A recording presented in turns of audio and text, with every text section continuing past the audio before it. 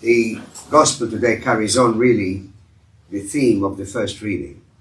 The prophet Amos is telling off the people because of their injustice, the way they treated the poor, the way they oppressed, the way they're just so concerned about profit that they walked over people.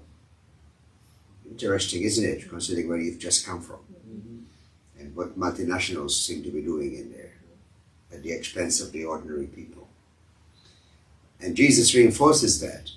They were carrying on externals and doing externals, but forgetting what really mattered.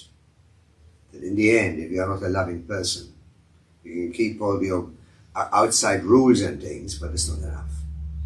It's really the heart that matters, the proper understanding to truly love.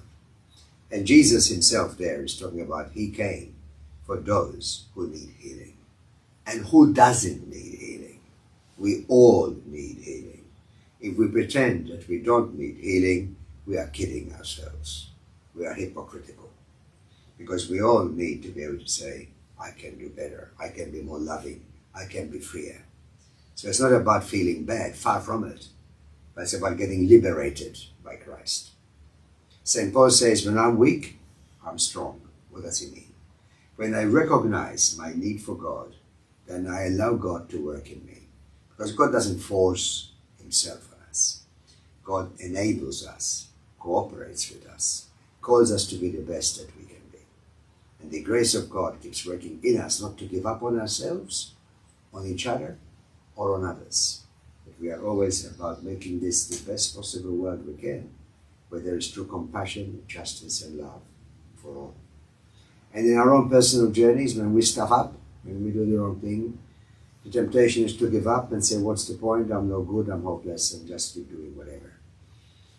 And we cheat ourselves. There's so much potential for goodness and love within us.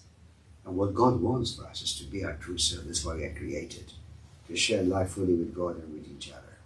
So this is an ongoing, lifelong journey where we are called to constant renewal. That's why the beginning of Mass, we say, Lord have mercy. That means I recognize I need you. Not because I'm a needy person, but because of the truth that I have got so much potential. But as I repeat, as I said earlier, we stuff up sometimes. We cannot do it by ourselves. We need the grace of God. And that is so liberating.